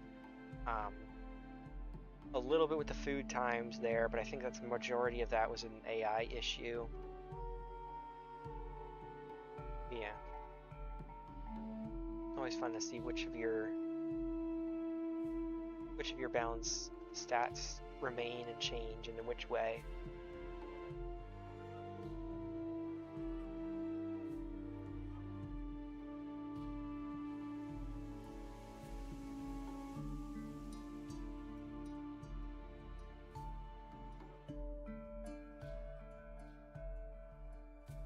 Another one that might need to change, but I'm not entirely sure about it. So Peru, like all all the species on the roster, loses water while it's swimming, both normal swimming and fast swimming. Now it is very, very slow, but over time, I think it lasts about 15 minutes, it does go away. The incentive there was to force Peru to be vulnerable and sit in the water still somewhere for a little bit, which is fine if it's at a place that needs to ambush prey. But if it's traveling around and it's in an unsafe area, it might have to go on land to rest up quicker. And that was purposeful to make it vulnerable for a small bit of time. There'll be more AI or changes to Dryo's in the next update. I hope so. I think I said this earlier, and I know I said it last stream. We're looking for somebody to help with the AI. So hopefully we find somebody that can help get this kind of all sorted out again. If not, they're going to remain similar. They might get some tweaks as best we can, but yeah. There will have to be a few more AI added for Peru to survive, like the fish.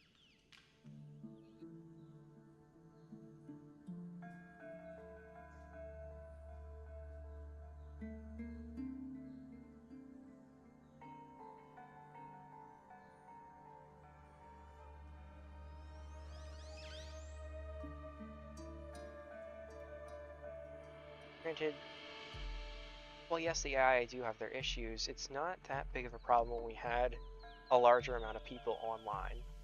Like when we had a full server, even a little under, 60, 70 players, Eokar did pretty good surviving. And it does okay now for the first hour or so. It's that final half hour, and once you're an adult, that really, really sucks when you're playing as an Eokar right now. Just because the Dryo's don't give enough food and they're a little speedy. Well, no, they're not speedy at times, not anymore, but we just need a bigger AI for them to be sustain off of if that's the route we want to go. But I would prefer to have them live off of other players. The more player interactions we can create, the better.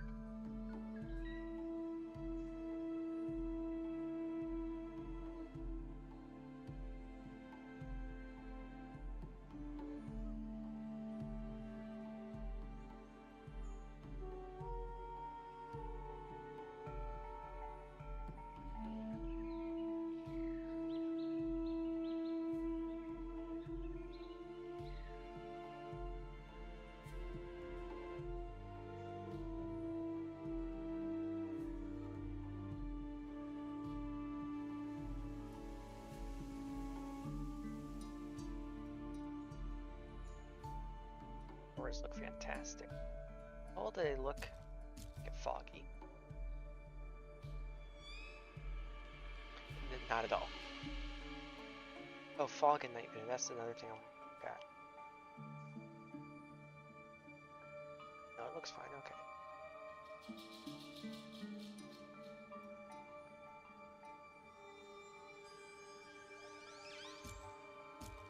You have the Auroras back now.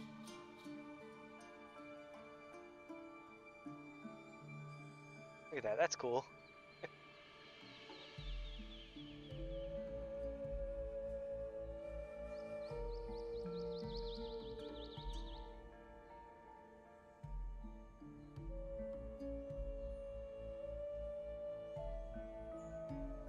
Okay, there should be a river over here somewhere.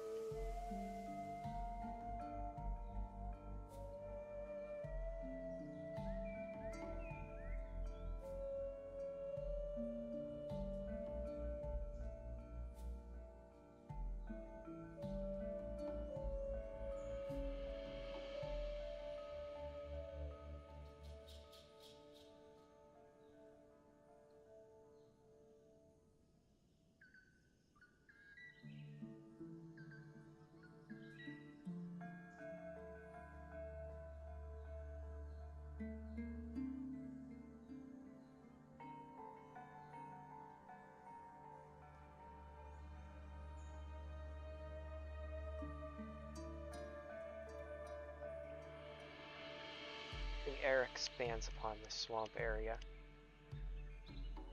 It's nice, but it's not swampy enough for me, personally.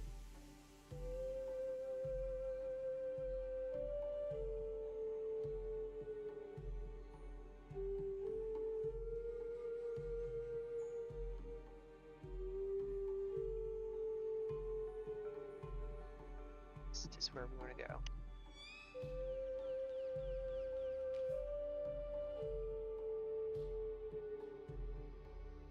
Tell my Peru's getting a little thin. I'm gonna wait until it's fully drained by food. I can see how thin he looks because I kind of forget.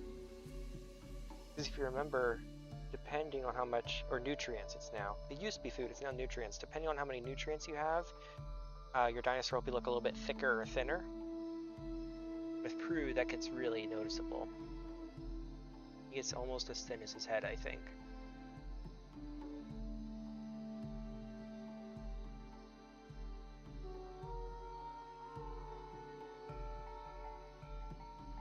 A good way to distinguish when you have when you see an unhealthy animal too. There's a few other features I'd like to get added though to make it more obvious for predators.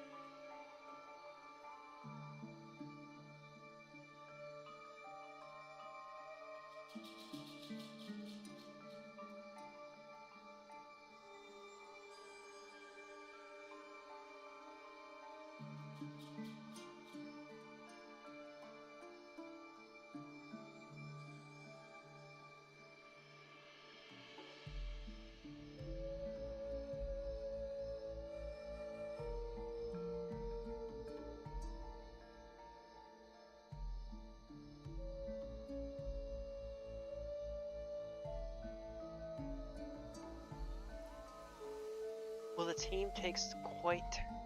Let me restart that. Will the team take quite some time and priority to heavily optimize the game soon, since you know PC gamer market is rough right now?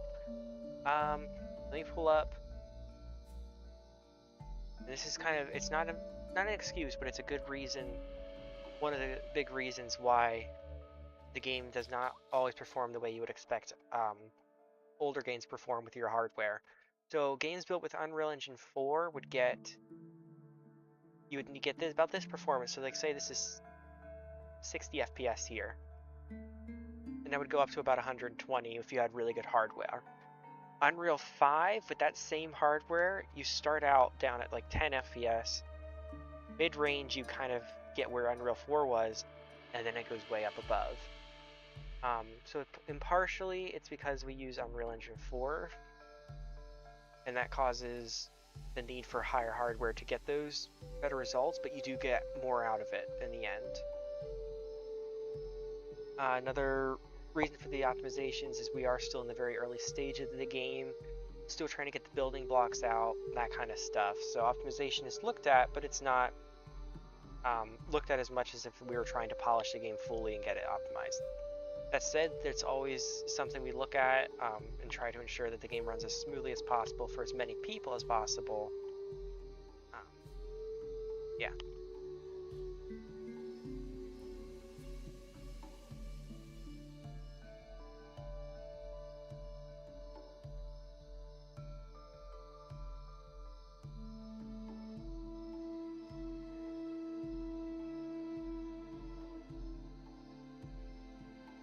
Will there be a mechanic where you can pick up people / smaller dinosaurs and not damage them? For example, the Peru grabbing its baby to protect or move it quicker, or a Rex picking up its young to safety.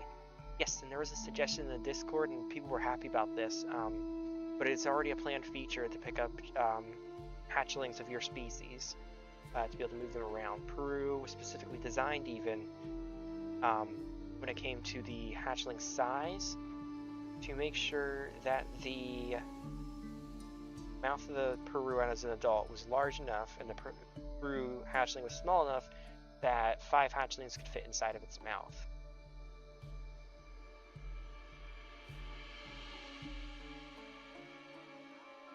Either a clearing or some water. Water? No, just clearing.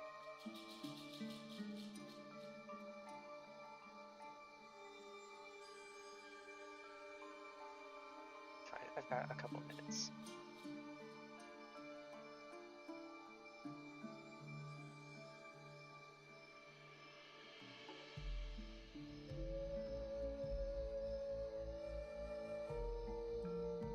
Thanks for keeping performance in mind. Will open more opportunities for players that want to try the game even if they don't have the greatest PCs.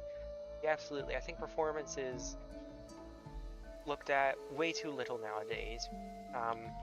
Developers rely on 1 or 2 systems to help with the performance and then they're done. They don't, go deep dive in anything, really optimize it. But we'd like to do that as much as possible.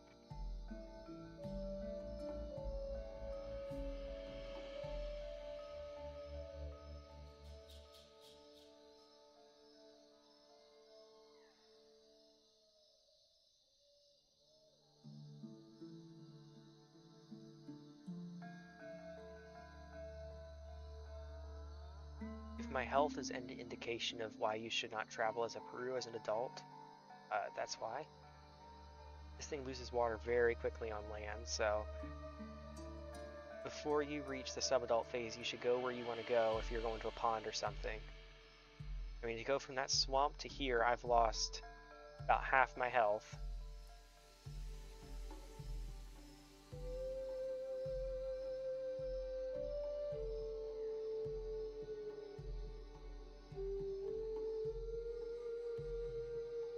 But that's purposeful, because I mean all the waterways will be connected anyways, so Peru doesn't really need to go on land.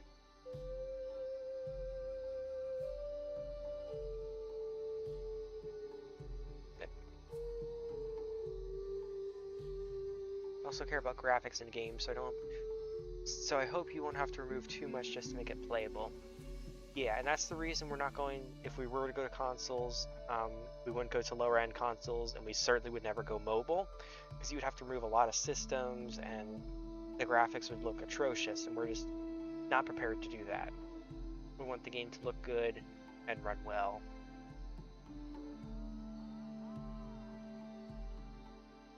Both of them, not one or the other.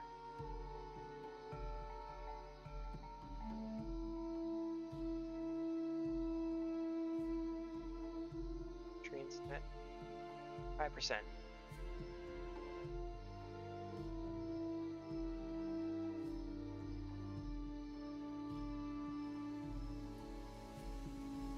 Blasted crickets getting annoying. I want more. I like the ambience, but I would want more dynamic sounding ambience. And like more creaky, groany sounds and stuff.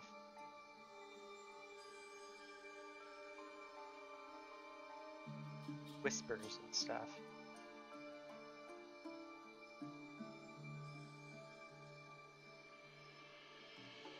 that's just my personal opinion. I like the feeling of night being more horror over realistic. Also, I just noticed this, and I need to write it down.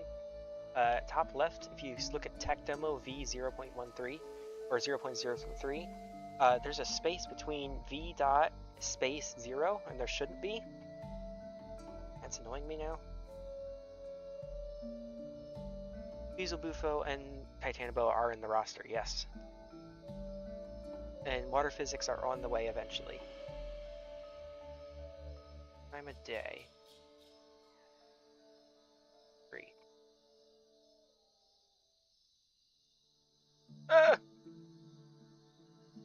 Okay. So yes, I'm breathing. Like you can see, I'm without nutrients. You know, my whole body's kind of almost in line with my head here. If I heal up, oh, he just got chunky everywhere. That was actually quite satisfying.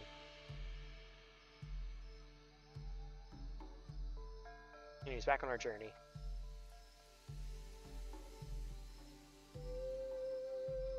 Will the croc have the ability to grab and drag players into the water like in the Isle?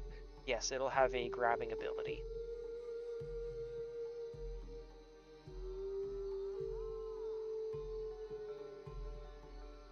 Interesting. And we'll see if anybody else notices. There's something wrong about what's happening right now.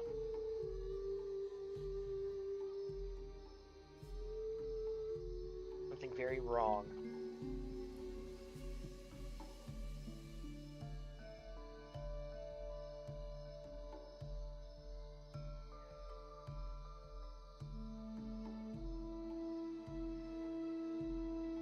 And it is in-game, it's not like something else, it's right now in-game.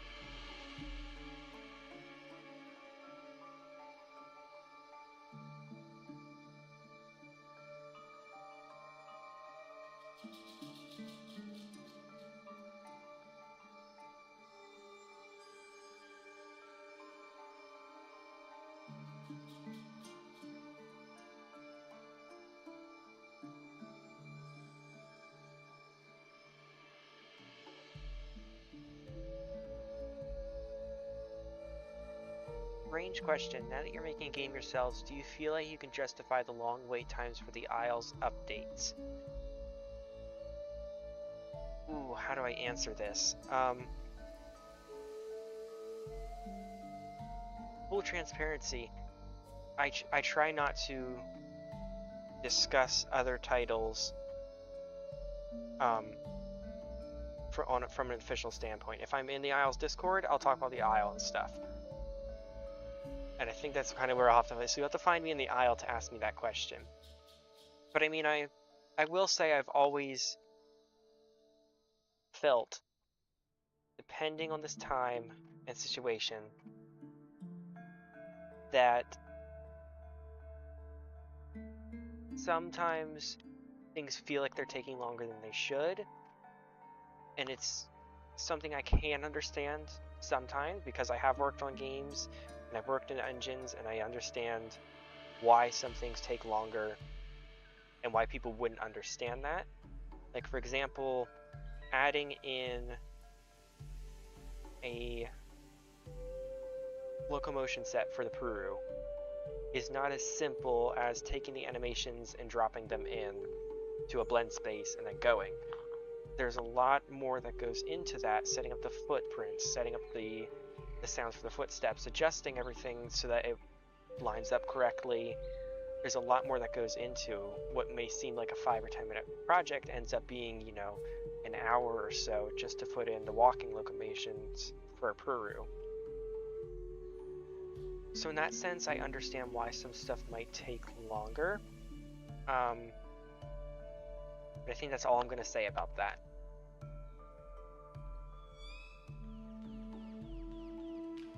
But yeah. I mean, even with EOE, it's very dependent on the situation with any game, EOE included, on what... Oh, these guys kind of go bobble up and down. Squirrel, sorry. It's very dependent on what it is and stuff, you know, like the engine update. Full transparency, we thought that was going to be done a couple weeks ago. Then a problem occurred, then another problem. Nobody's to blame for that, it's just the way game development goes. And I think any developer could agree to that, unforeseen things happen, and some of those things at times can't be shared. I think it's always good to be transparent about what's going on, and that's why we try to strive for a lot of communication. We do these streams, we are transparent with you guys as much as we can, as can we with everything, because if that's anything I've learned as a consumer to any video games, not just the Isle, you know, I've played Ark, what games do I want to expose myself to playing? City Skylines, Tomb Raider, a ton of different games, and it's always, the more transparency you have on those things, little updates. There's various other indie games that give a ton of updates, and there's some that give no updates at all. And it's always the ones that are giving those updates, sharing progress, that I like the most. And they're always the ones that feel the best. Which is why we strive for that.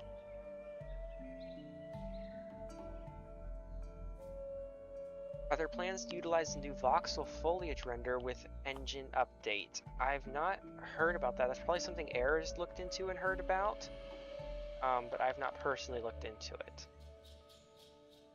That sounds cool. I know right now we're using, for our distant foliage, I think they're called, oh, what are they called? Oh, it's on the tip of my tongue. It's, hold on, one moment.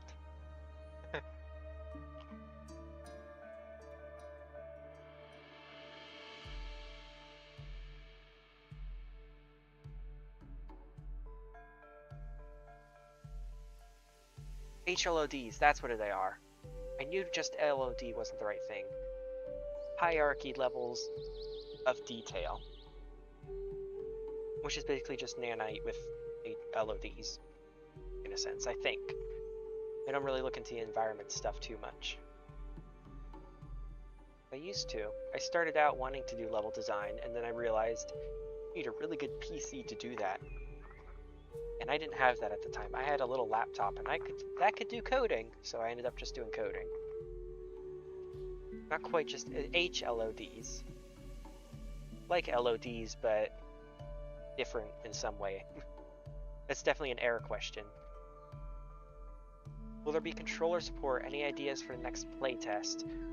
Controller support, I think you can play on a controller right now. It might be a little funky, but I know there's an unofficial website that might be pinned in the EOE discussions in our Discord that has the controls for that. Ideas for next playtest, I can't really share when. I'm not quite sure when or if we're going to have another public playtest like we did in January with the Kickstarter. For right now, it's just going to be updates for Patreon, and then we'll have early access release at some point. I'll answer this last question, but then I'm going to head off. I don't know if there's a bug, but for the demo, once he spawned as a baby, I couldn't see anything because of the grass no matter where I was. Or would there be a way to change your camera angle? So yes, grass and foliage is very tall in this game, I've noticed, yeah. But it's correct, I mean, that's kind of how large foliage would have been in this kind of time. Our plan is to make it so that either the camera does come out a little bit further, or that grass becomes transparent around your character in a very small radius that you can see. I've noticed that it's only a couple small areas, like the grass fields, where the grass is actually tall. And if you avoid those, you're usually okay. Like traveling through the forest is usually fine.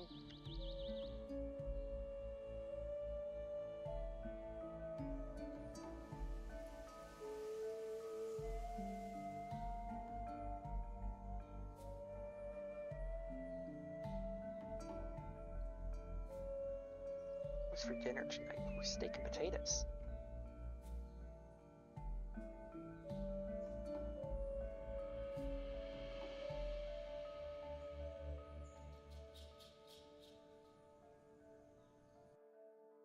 All right. Back to the start screen. All right, I'm gonna head off now. I think it's been about 2 hours or so. Yeah, I started around 2, looks like. Thank you for dropping in. Rar, I believe, will be streaming tomorrow, either Tropio modeling or Draco concept arts or some other concept arts. Do tune into that. I think it's gonna be an afternoon one. I think he does afternoon ones on Saturdays, but maybe he does the noon ones then. But I'll be back next week on Friday, if not another day in the week. I said that last week, but things happen, so can't always be there. But yeah, I'll see you next week. Come check by the channel tomorrow for Rar's stream. Check in the description for our links for Patreon, Discord, Steam, all that stuff.